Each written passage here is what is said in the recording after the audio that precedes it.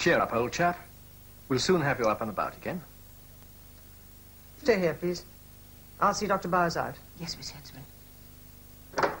Button your pyjamas, please, dear.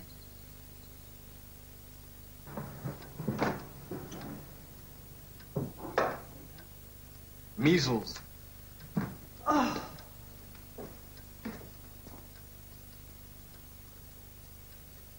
Robin, you up there? Yes.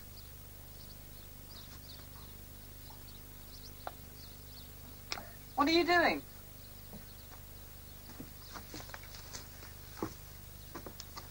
What are you doing? We're going to run away.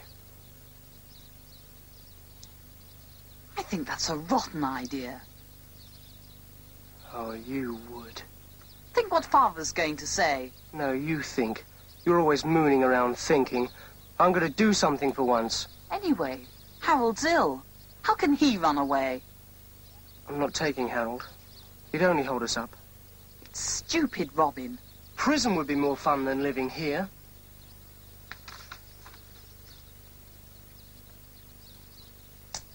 How can you afford to buy the stuff on this list?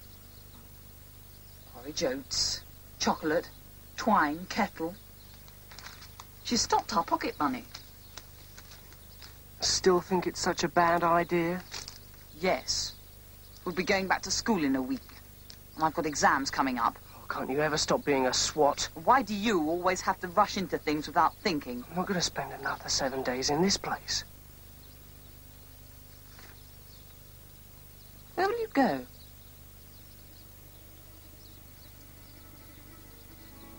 Brendon Chase. Brendon Chase. There it is. Look at the size of it. 11,000 acres of forest. You could hide there for years without being found. But it's miles away from here. At least 15. Well, that's just it.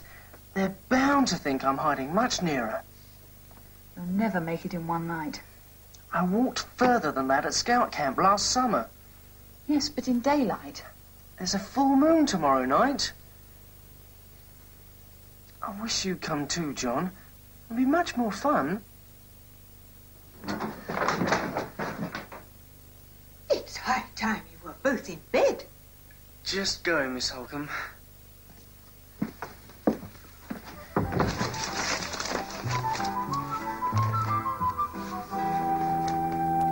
Rob? I don't think you ought to go. I've made up my mind. It's best for us and Aunt Ellen. She hates us. It's been awful since Mother died. You wouldn't tell Aunt Ellen, would you? Of course not. It's only for a week until we go back to school. I'll write a note saying I've gone camping. You can pretend you don't know anything about it.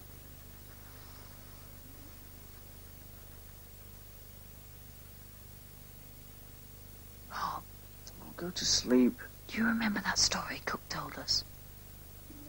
What story?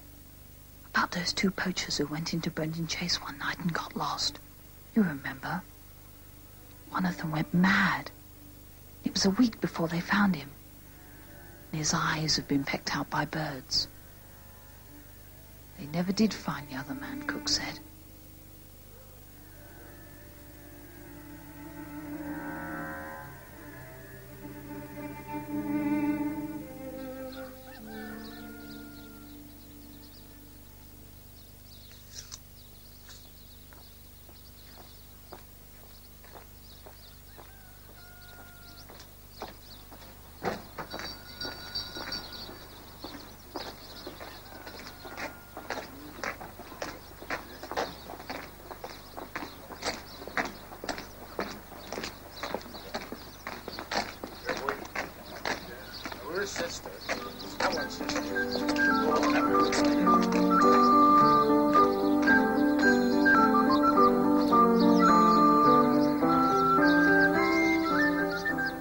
Good afternoon, Robin.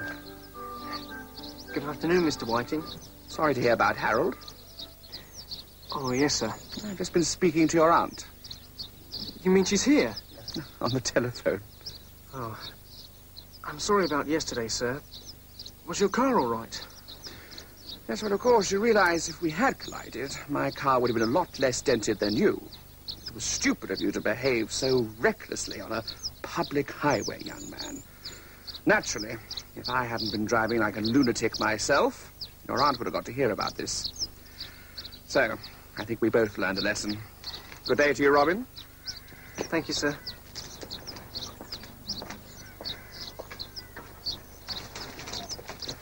Did Rumbold see? Well, I hope not. He's bound to tell Cookie saw us at the shop.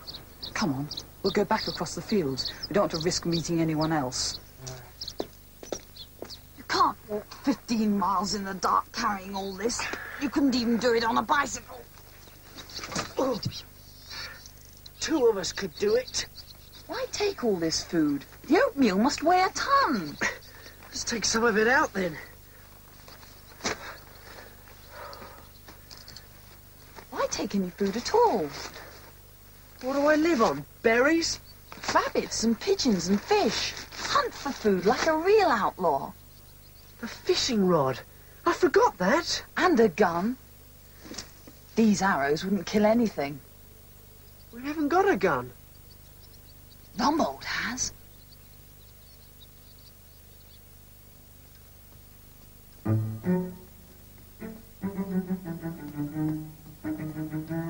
Robin?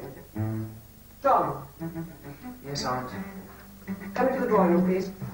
I have something to say to you.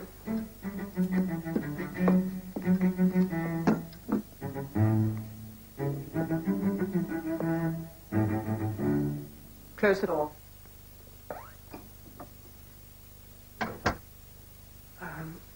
Is Harold all right? Harold, as you know, has measles, one of the most contagious of all infections. Now, as neither of you has had measles, on no account will you try to see him or even to approach the sick room. Now, do you understand? Yes, Aunt Ellen. I'm informed by Dr. Bowers that the attack normally lasts about 1 week. Harold's temperature has already subsided. Well, will he be all right to go back to school? Now, that's what I wish to speak to you about. Neither of you will go back to Manchester next week. You are in quarantine. For how long? At least 40 days. Do you mean we'll have to stay here all this time? Well, the Reverend Whiting has very kindly offered to tutor you each day. Now, starting on Monday, you will work in here from 9:30 to midday each weekday morning, and from 2:30 to 4:30 in the afternoon. And when Harold is better, he will join you. He's only a vicar. What does he know about algebra and chemistry? Mr. Whiting is a very brilliant man, Robin. He's a fellow of his college at Cambridge. He was also a schoolmaster before he entered the church. But we're in different classes at Manchester. Harold hasn't even started on Latin yet. And what about